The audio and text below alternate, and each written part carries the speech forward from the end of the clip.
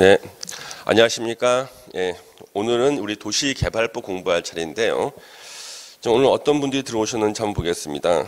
예, 김주연님, 그 다음에 강영환님, 조정은님, 또 오셨고, 석순자님, 예.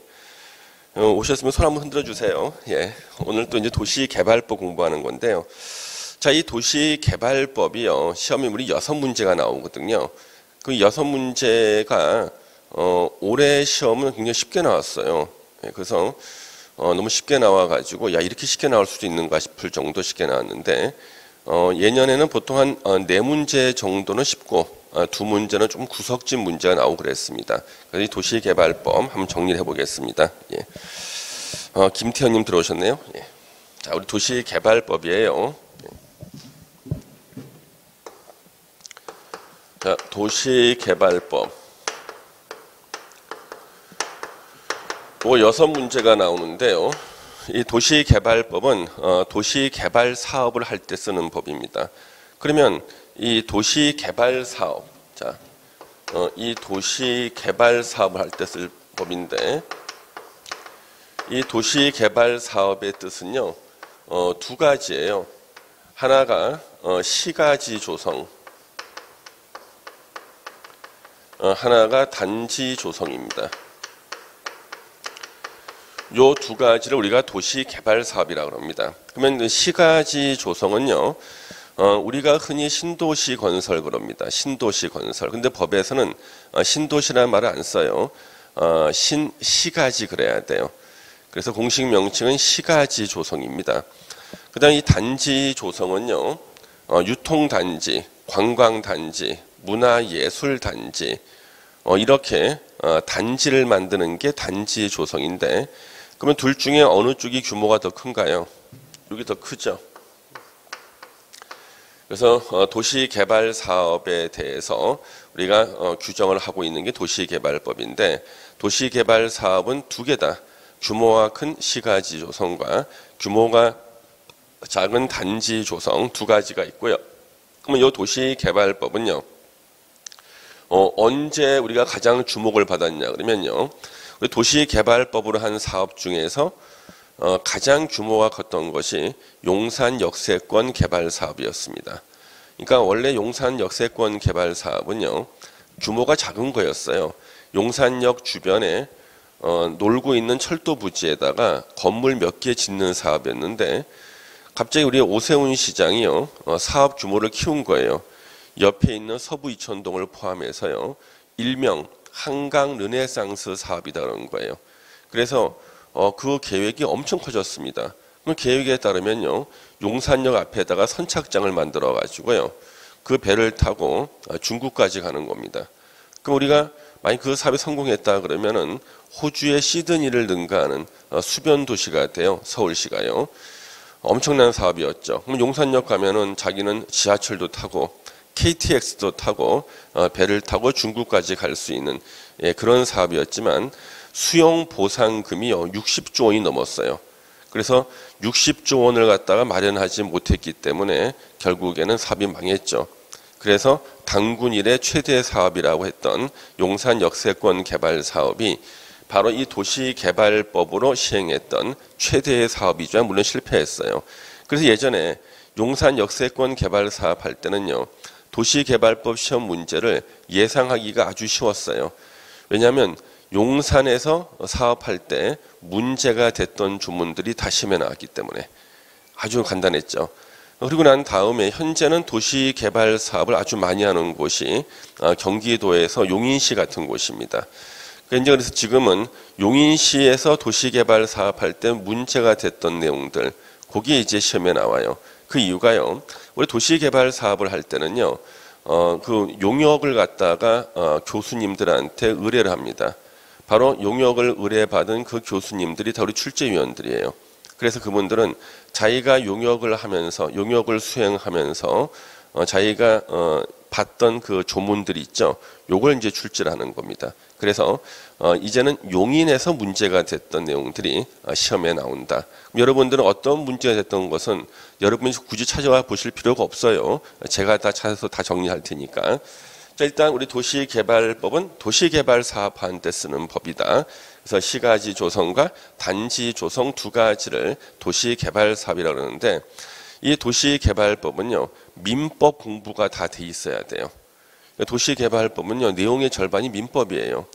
물론 여러분들 민법 잘 아시겠지만 아직 민법이 조금 안 돼 있는 분들도 계시기 때문에 도시개발법에 대해서 우리가 요 기초 강의 때는요, 이해할 수 있는 범위만 이해를 하시고요, 전체적인 체계만 좀 보시면 돼요. 구체적으로 아주 어려운 내용들은요, 민법 공부, 특히 민법의 물권법 있죠. 물권법에 대한 이해가 좀 되고 난 다음에 정확한 이해가 되십니다. 자, 그럼 먼저 이 도시개발법의 전체적인 내용을 보시면 첫 번째가 여기 이제 총칙 파트가 나오죠. 도시개발법의 요 총칙 파트는요, 별다른 내용이 없어요. 총칙 파트에는 도시개발법을 만든 이 목적이 나옵니다. 목적에 공공복리라는 말이 나와요. 공공복리 증진을 목적으로 한다, 이렇게 나오고요.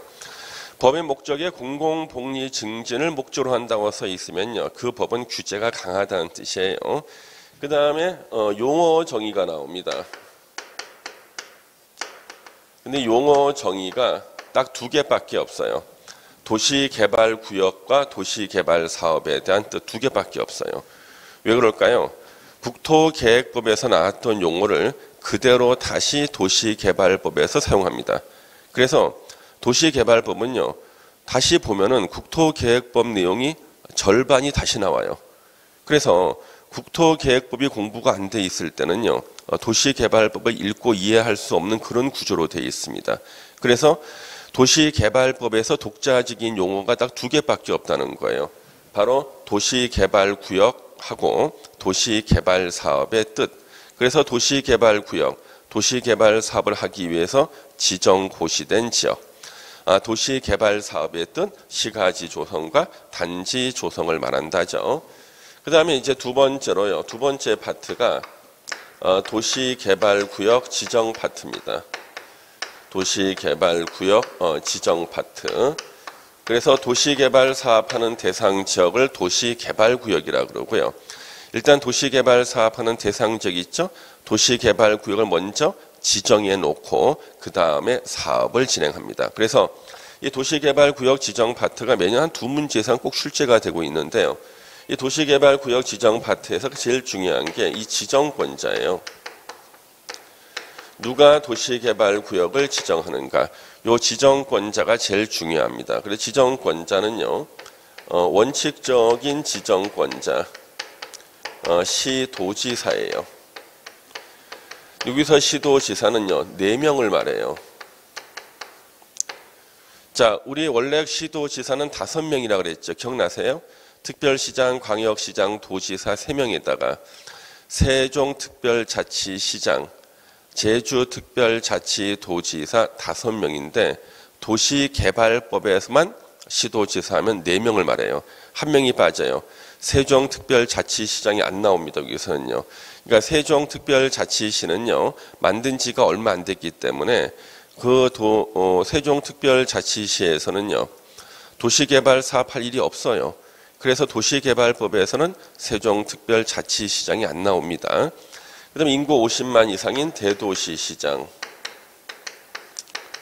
도시개발구역 지정권자가 돼요. 그래서 현재 용인시에서 도시개발구역 지정하는 사람은요, 용인시장이 되는 거죠. 그 다음에 이제 예외적으로 국토부 장관이 도시개발구역을 지정하게 됩니다. 예외적으로 국토부 장관이 도시개발구역 지정하는 경우가 5가지 경우가 있어요. 5가지 경우. 그래서 예를 들면 천재지변 등등이 있을 때, 현재는 요 구도를 아시는 게 중요하죠. 지정권자가 누군가. 그래서 거기에 지금 43페이지 목적 나왔고 용어정의 나왔죠. 예, 용어정의 2개. 용어정의 한번 보시면은 도시개발구역이란 도시개발 사업을 시행하기 위해서 지정고시된 구역을 말한다. 현재 우리 교재 43페이지 하고 있어요. 도시개발 사업의 뜻.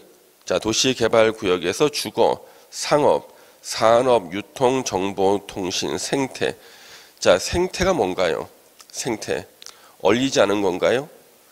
생태라는 것은 사람들 내보내고 짐승들 뛰어놀기 좋게 만드는 게 생태예요.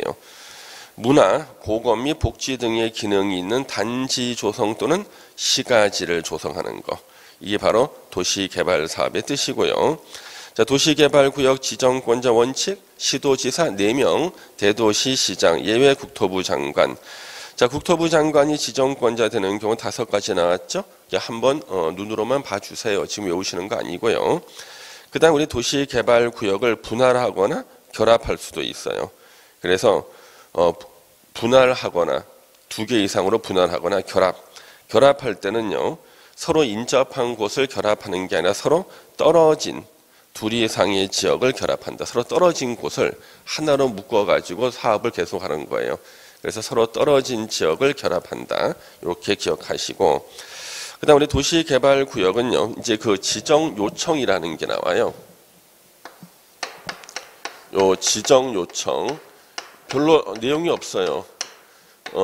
대도시시장이 아닌 시장, 군수구청장이요.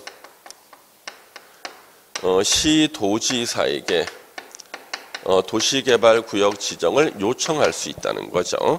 요거 한 줄만 기억하시면 되고, 그 다음에 이제 도시개발구역의 지정 규모가 나옵니다. 지정 규모 요거 면적을 외워야 되는데 이거 시험에 자주 나옵니다.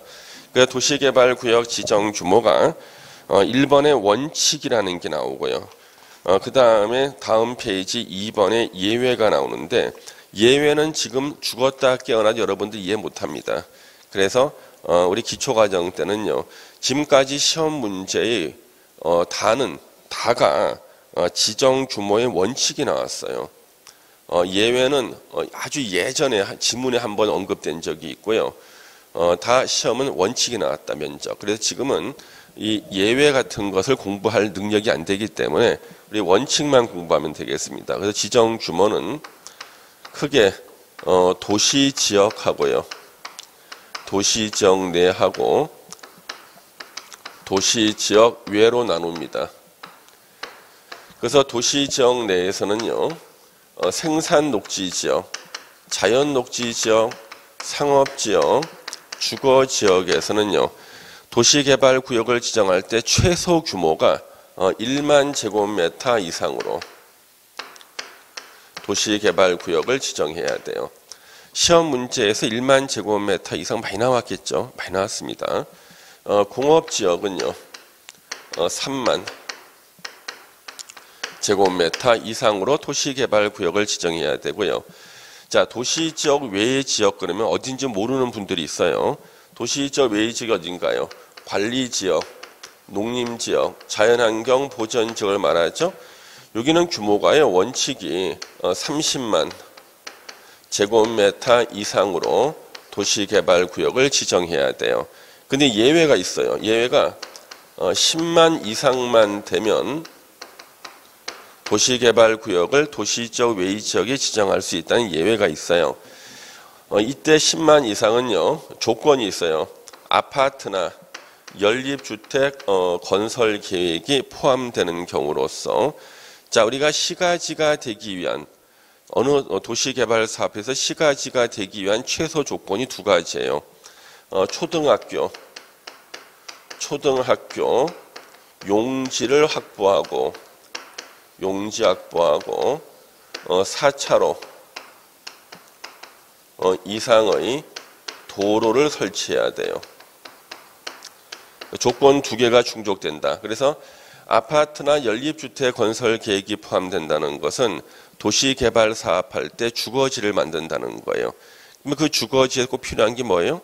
초등학교 용지 확보, 4차로 이상 도로 설치. 그러면은요, 10만 제곱미터 이상만 돼도 도시지역이 아닌 곳에서 도시개발구역 지정할 수 있는 예외가 있다. 이 면적만 시험에 거의 다 나왔죠. 그렇죠? 면적은 계속 나와요. 그러면 여기서요, 빠져있는 곳이 있어요. 어디가 빠져있냐 그러면 보존녹지예요. 보존녹지 지역은 도시개발구역 면적이 안 나오죠. 그 이유는 보존녹지 지역은 도시개발구역을 지정하지 못한다는 거예요. 그래서 보전 녹지 지역은 면적이 안 나온다. 그 얘기는 지정하지 못한다. 예, 그런 뜻이 되겠습니다. 예. 그 다음에 이제 거기 44페이지 뒤에 예외적인 거, 원칙적인 규정을 적용하자는 예외는 지금 보지 않습니다. 우리가 읽어도 전혀 이해가 안 되거든요. 시험에는 최근 10년간 나온 적이 없어요. 예. 그 다음에 이제 도시개발구역의 지정 절차가 나오죠. 도시개발구역 지정 절차는 법 조문수는 사실상 굉장히 많아요. 근데 시험에 나오는 것은요, 딱 정해져 있습니다. 그러니까 도시개발구역 지정 절차가 시험에 나오는 거 딱 정해져 있다. 맨 먼저 도시개발구역 지정할 때 요 기초조사는요, 요거 할 수 있다예요. 임의적입니다. 의무가 아니에요. 기초조사 하야한다 아니라 할 수 있다. 기초조사 해도 되고 안 해도 돼요.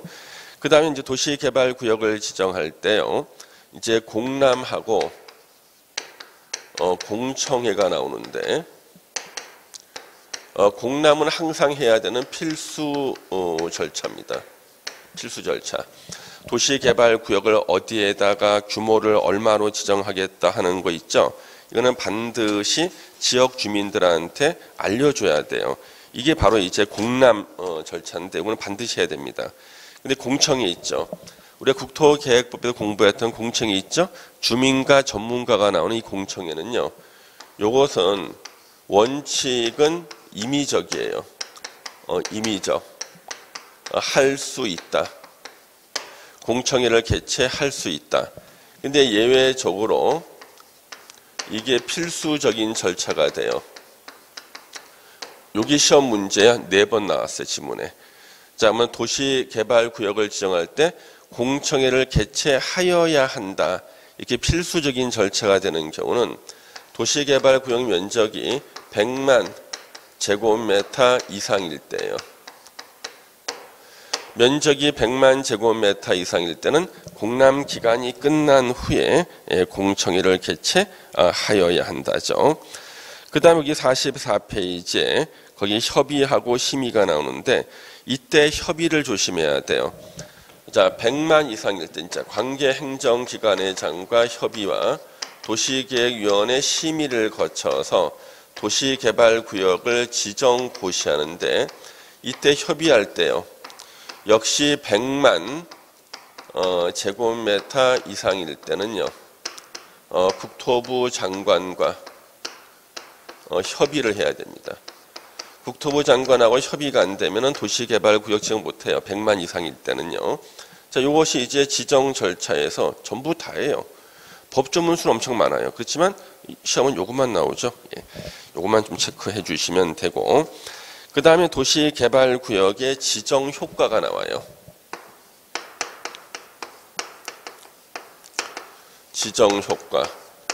우리 지문에 많이 나오죠. 도시개발구역을 지정하면 어떤 효과가 생기는가. 자, 첫 번째 효과. 그 지금 용도 지역상 도시지역으로 결정 고시된 것으로 의제가 됩니다. 의제.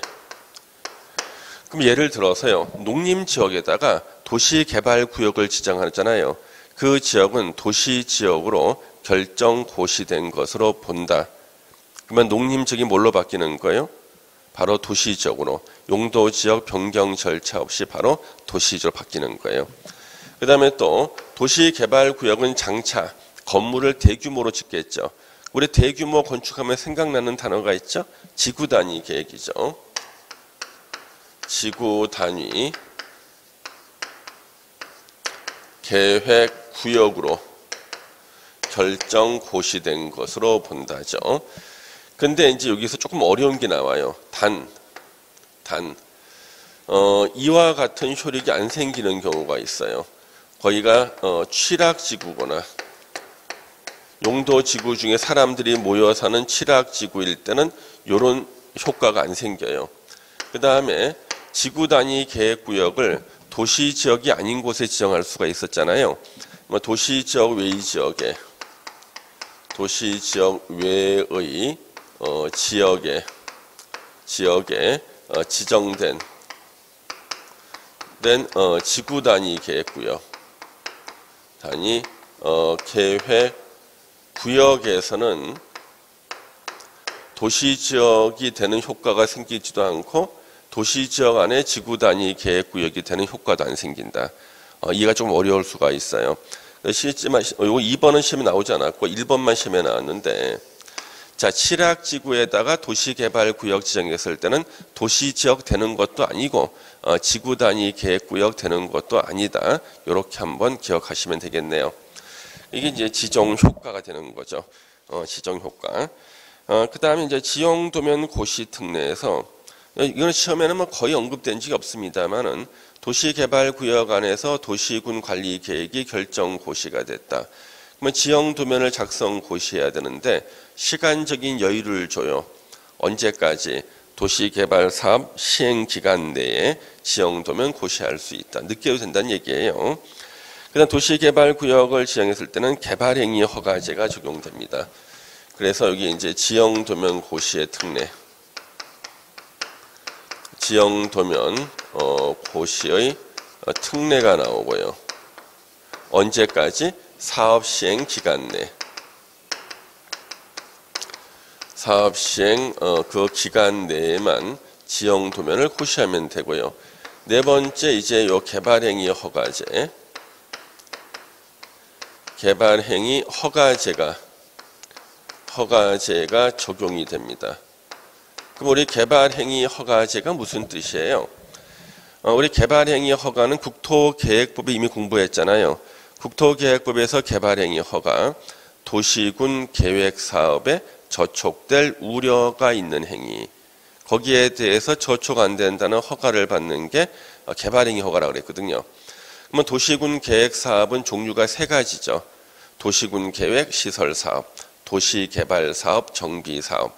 자, 그러면은 도시개발구역을 지정하면 그 도시개발구역에서는 장차 도시개발사업이 일어날 예정지예요. 그러면 도시개발사업이 일어날 예정지에다가 도시개발사업에 저촉될 우려가 있는 행위를 하고자 할 때는 저촉 안 된다는 허가를 받아야 된다. 이게 바로 개발행위 허가제가 되는 겁니다. 그래서 우리 개발행위 허가 받는 거 46페이지 한번 보세요. 46페이지에 개발행위 허가 받아야 되는 게 쭉 나오죠. 이게 뭐 국토계획법에서 나왔던 것보다 추가되는 것만 체크할게요. 건축물의 건축, 공작물의 설치 중에서 거기 건축물의 건축에 대수선하고 용도 변경이 추가됐죠. 대수선, 용도 변경. 이게 뭔가? 건축법에 나와요. 그러니까 지금 이해 안 된다니까요. 그 다음에 쭉 내려와 토지 형질 변경, 토석 채취, 토지 분할, 물건 적치 다 똑같죠? 자, 7번이 추가됐어요. 중목의 벌채 및 식재. 이때 중목은 나무와 대나무를 말합니다. 중목의 벌채나 식재할 때 도시개발 사업에 저촉될 우려가 있다는 거죠. 이게 무슨 뜻일까요? 왜 중목을 벌채하거나 식재하는 게 도시개발 사업에 저촉될 우려가 있는가? 자, 도시개발구역에다가 도시개발구역 지정해 놨어요. 여기다 이제 아파트를 지으려고 하는데 어떤 아저씨가요, 묘목을 어깨에 메고 오는 거예요. 그래서 이게 뭐냐 그랬더니 나는 내일 지구에 종말이 온다 할지라도 오늘 한 그루에 사과나무를 심겠다는 거예요. 그래서 아파트 지을 땅에다가 한 그루에 사과나무를 심습니다. 자, 그러면 한 그루에 사과나무를 심겠다는 이 얘기 누가 한 건지 채팅창에 답변 좀 남겨줘 보세요. 여러분들의 어떤 기본적인 상식이 궁금합니다. 자, 나는 내일 지구에 종말이 온다 할지라도 한 그루에 사과나무를 심겠다. 누가 한 얘기죠? 이거 아실 만한 분이 계시는데 조은정님이라든가 김주연님 아실 만한 분들인데 강영환님도 누가 한 얘기일까 이거요. 나는 내일 지구에 종말이 온다 할지라도 한 그루에 사과나무를 심겠다. 바로 뭐 하겠다는 거예요? 개발 행위를 하겠다는 뜻이에요. 아니, 아파트 지을 땅에다가 나무를 심어버려. 아파트 못 짓잖아요. 이 뭐예요? 도시개발 사업에 저촉될 우려가 있는 행위. 중목의 식재. 그렇죠? 아무도 누가 한 얘기인지를 갖다 답변을 못해요. 혹시나 말하면 틀릴까봐. 참고로 다른 학원에서는요, 소크라테스라고 하신 분도 계시고 테스형 이렇게 말씀하신 분도 계시는데 이건 스피노자라는 사람이죠. 스피노자. 그렇죠? 예. 자, 그래서 하는 뭐예요? 나무를 심는데 아파트 도시개발 사업으로 아파트 지을 땅에다 나무 심으면은요. 도시개발 사업에 저촉될 우려가 있죠. 허가받고 심어라. 그다음 벌채. 아파트 지을 땅을 잘 정리해 놨고요. 옆에 숲이 조성이 돼 있어요. 야, 이제 조경 공사할 필요 없겠는데 그러는데 누가 와서 도끼로 나무를 다 베버리면요. 조경 공사 새로 해야 되죠. 역시 도시개발 사업에 저촉될 우려가 있다는 거죠. 자, 김미정님 스피노자, 조은정이 스피노자. 예, 그렇죠. 학교 다닐 때 공부를 열심히 했다는 표가 나네요. 그렇죠? 예, 표가 납니다. 열심히 공부한 표가 나요. 예.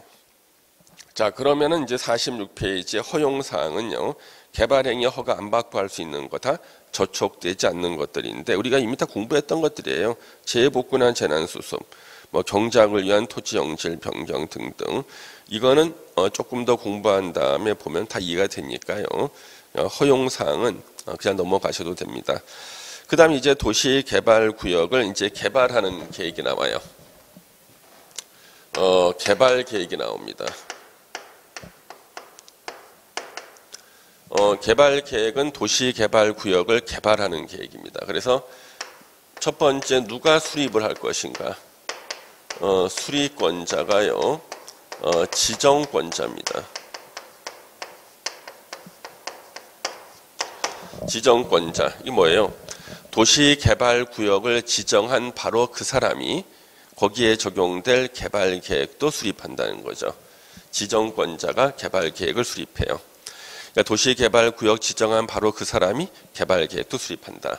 그 다음에 두 번째, 개발계획을 수립하는 수립 순서가 있어요. 원칙은 도시개발구역을 지정하는 거하고 개발구역을 이렇게 지정하는 거하고 여기에 적용될 개발계획 개발계획을 수립하는 거하고요. 이거 동시하는 게 원칙입니다. 동시하는 게 원칙. 그 다음에 요거 예외적으로 도시개발구역을요. 구역을 먼저 지정하고 그 다음에 개발계획 수립을 나중에 할 수가 있어요. 요 개발계획 수립을 나중에 할 수 있다. 그럼 여기에 도시개발구역을 먼저 지정하고 개발계획 수립을 나중에 하는 것이 1번부터 5번까지가 나오는데요. 1번부터 5번까지는요. 다 시가지 조성하는 경우예요. 시가지 조성. 뭐라고요? 규모가 크다 그랬죠. 규모가 크기 때문에 도시개발구역 지정과 개발계획 수립을 동시에 못해요. 그러면 시간이 오래 걸린 게 뭔가? 개발계획 수립이 시간이 오래 걸려요. 그래서 시간이 별로 안 걸리는 구역 지정을 먼저 하고 시간 오래 걸리는 개발계획 수립을 나중에 할 수 있다. 어디서? 1번부터 5번까지가 시가지를 조성하는 경우고요. 그 다음에 플러스 개발계획을 공모할 때 개발계획 공모할 때는 공모된 것이 들어와야지만 개발계획 수립할 수 있으니까 어쩔 수 없이 나중에 개발계획을 수립할 수 있는 거죠. 그래서 여기 도시개발구역을 먼저 지정하고 개발계획 수립을 나중에 하는 경우는 특징이 뭐냐 그러면요. 개발계획 수립할 때 시간이 오래 걸린다는 거예요. 오래 걸리는 것이 바로 규모가 큰 시가지 조성할 때다.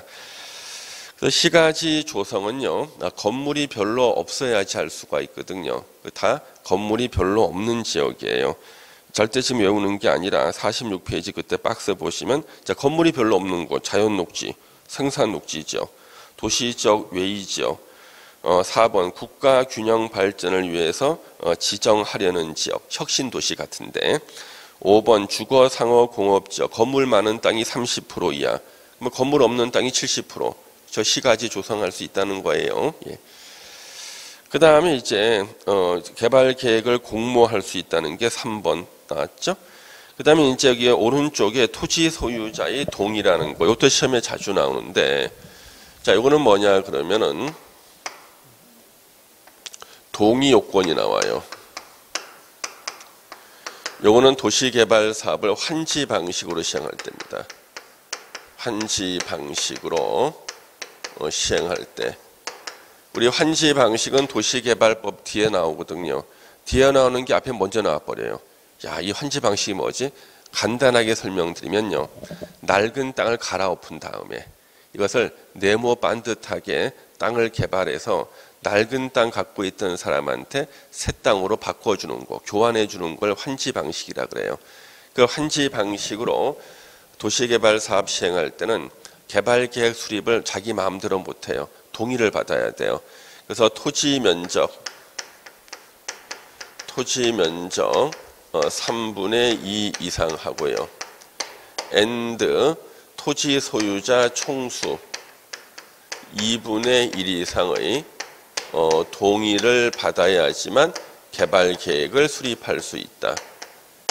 그래서 면적의 3분의 2 이상 총수 2분의 2 이상 토지 소유자의 동의를 받아야지만 개발 계획 수립할 수 있다. 그래서 그 얘기가 47페이지 동그라미 1번 나오는 거고요. 네. 그 다음 2번도 체크해 두시면 돼요. 이때 사업 시행자가 사업을 공정하게 시행할 국가나 지자체일 때는요, 이런 동의 받을 필요가 없고요. 3번 같은 경우는 그냥 들어만 두세요. 시험에 나온 적 없습니다. 도시개발조합이 총회를 할 때요, 그때 도시개발조합의 조합원은 토지 소유자 전원이 조합원이거든요.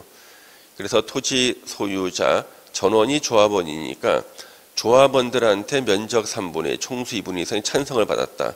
그러면 동의를 받은 것으로 보는 겁니다. 똑같은 사람들이라서. 일단 이제 개발 계획으로 하는 일이 개발 계획 내용인데, 그 개발 계획 내용 중에서 1, 2, 3, 4 4개만 제가 넣어놨어요.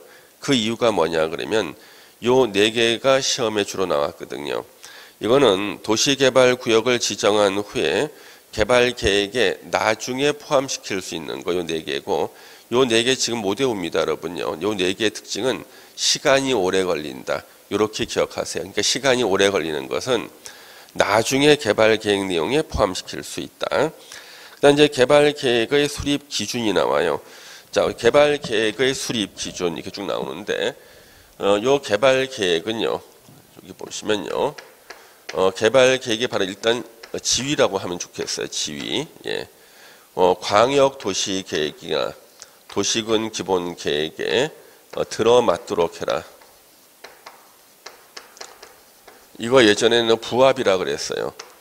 그래서 개발 계획은요, 도시군 관리 계획과 같은 레벨이에요. 그래서 도시군 관리 계획은 광역 도시 계획이나 도시군 기본 계획에 부합하여야 한다였잖아요. 마찬가지로 개발 계획은 국토계획법에 나오는 광역 도시 계획이나 도시군 기본 계획에 부합하여야 한다였는데요. 부합이라는 단어가 어렵다고 민원이 제기가 됐어요. 그래서 부합이라는 단어를 갖다 바꿨어요. 들어맞도록 해야 된다. 이 민원 제기하는 사람 좀 맞아야 됩니다. 이 부합이라는 것은 법률 용어는 되게 어렵다 그러면 본인이 공부를 해서 이해할 생각을 해야지 법을 바꿔버렸습니다. 들어맞도록 해라. 그 다음에 가로 2번에 상호 기능의 조화라는 게 나오죠. 자, 330만 제곱미터 있죠. 100만 평인데 우리 본격적인 시가지 조성 규모를 330만 제곱미터 이상으로 봐요. 그래서 본격적인 시가지 조성 규모 330만 제곱미터 이상.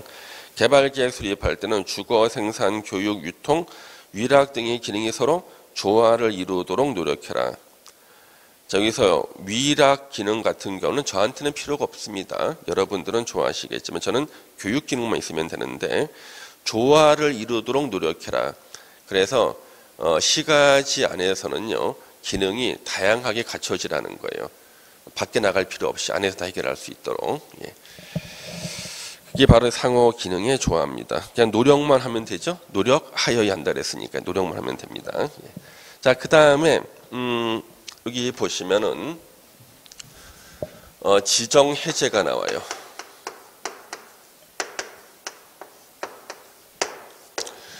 도시개발구역 지정을 해제시키는 건데, 지정 해제는 크게 둘로 나눠서 보셔야 되는데, 목적 사업을 달성했을 때,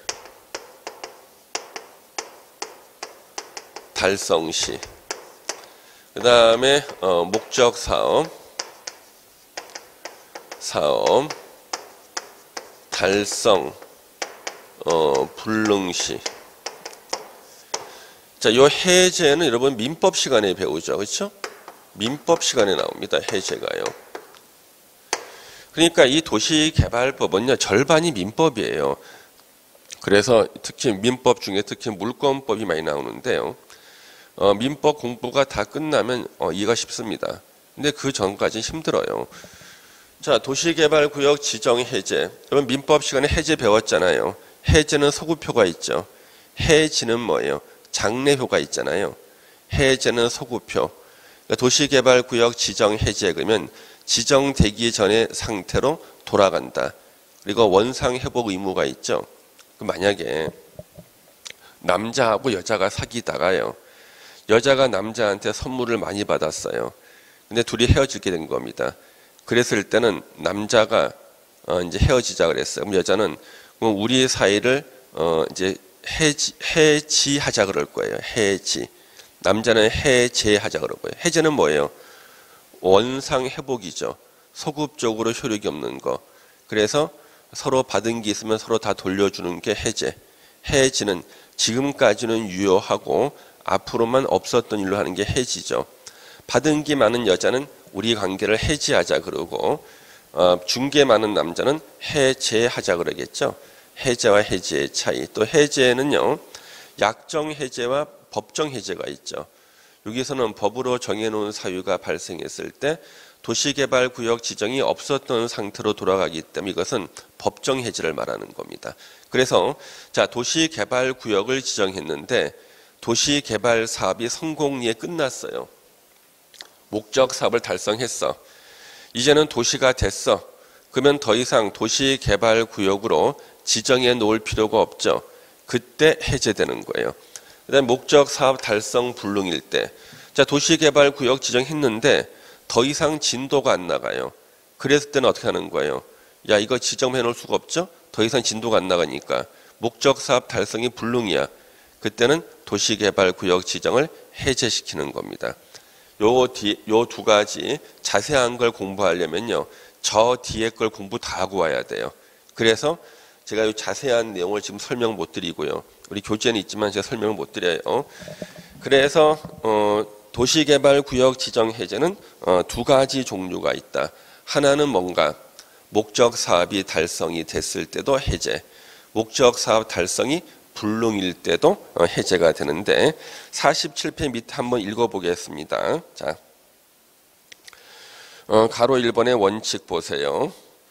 도시개발구역 지정은 다음에 어느 하나의 규정된 날의 다음 날, 자, 다음 날입니다. 다음 날, 기준 다음 날에 해제된 것으로 본다. 1번이 바로 목적 사업 달성 불능일 때예요. 도시개발구역이 지정 고시된 날로부터 3년이 되는 날까지 도시개발 사업에 관한 실시계획 뒤에 다시 나와요. 시행자가 지가 공사할 계획을 실시계획 그래, 땅 팔 계획. 실시계획 인가를 신청하지 않았다. 아니 3년이 지났는데 자기가 공사할 계획을 작성해서 도장 찍어주세요. 인가 신청을 안 했다는 건 무슨 뜻이에요? 도시개발 사업할 마음이 없다 그런 뜻이죠. 그때 3년이 되는 날에 다음 날에 해제된 것으로 본다. 그 다음에 2번 도시개발 사업의 공사 완료 공고일 다음 날. 이거는 이제 수용 방식인데 뒤에 다시 나옵니다. 공사 끝났다가 외친 공사 완료 공고일 다음 날 해제된 것으로 보고, 환지 방식일 때는 언제 공사 끝났는가? 환지 처분 공고일 다음 날에 공사가 끝났거든요. 그래서 환지 처분 공고일 다음 날에 도시개발구역 지정은 해제된 것으로 본다가 되는 겁니다. 그다음 우리 48페이지 이제 예외는 뭐냐 그러면 아까 우리요 개발 계획을 수립할 때 있었죠. 도시개발구역을 먼저 지정하고 개발 계획 수립 나중에 할 수 있었잖아요. 이 중에 요 5가지 구역 지정 먼저 하고 개발 계획 수립을 나중에 하는 요 5가지에 대해서는요. 구역 지정하고 나서 2년 내에 개발 계획을 수립해야 돼요. 2년 내에. 안 하면 2년이 되는 날에 다음 날에 더 이상 도시개발 사업할 마음이 없다고 봐서 지정이 해제된 것으로 보고요. 그 다음에 동그라미 2번. 이제 2년 내에 개발계획 수립했잖아요. 그러면 다시 3년 내에 실시계획 인가 신청해야 돼요. 안 하면 3년이 되는 날에 다음 날에 도시개발구역 지정은 해제된 것으로 봅니다. 근데 여기는 이제 시가지를 조성하는 곳이라고 그랬잖아요. 자, 우리 본격적인 시가지 조성 규모 얼마? 330만 제곱미터 이상일 때는요. 2년 내에 개발계획 수립 못해요. 규모가 너무 커서 5년 내에 개발계획 수립해야 되고요. 또 3년 내에 실시계획 인가 신청 못해요. 요거 5년 내에 실시계획 인가 신청을 해야 됩니다. 안 했을 때는 5년이 되는 날에 다음 날에 도시개발구역 지정은 해제된 것으로 본다. 이렇게 되는 거죠. 그 다음에 이번에 용도지역 등의 환은 뭐냐 그러면 자, 도시개발구역 지정을 하고 나서 목적사업 달성이 불능으로 해제가 됐을 때는요. 용도지역이 환원이 되고요. 지구단위 계획구역은 폐지된 것으로 봅니다. 폐지된 것으로 본다. 이것이 무슨 뜻일까요? 만약에 농림지역에다가 도시개발구역을 지정한다. 자, 농림지역에 도시개발구역 지정하면 농림지역이 뭘로 바뀌어요?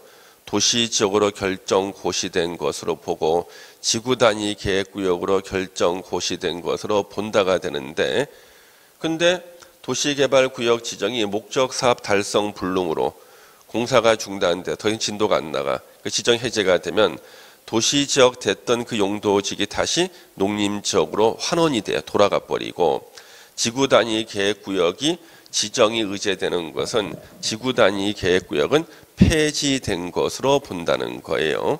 이것도 예전에 시험에 한번 언급된 적이 있었어요. 바로 그 얘기입니다. 그래서 지금 지정 해제까지가 여기서 이제 도시개발구역 지정 파트 몇 문제 나온다 그랬죠? 두 문제 꼭 나와요. 총 7개를 공부하시면은 이 두 문제를 맞히는데요.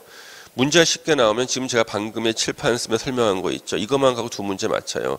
근데 조금 어려운 것을 맞히기 위해서는요. 우리가 기본서 가지고 조금 더 깊이 있게 공부하시면 조금 난해한 문제도 맞힐 수가 있겠습니다.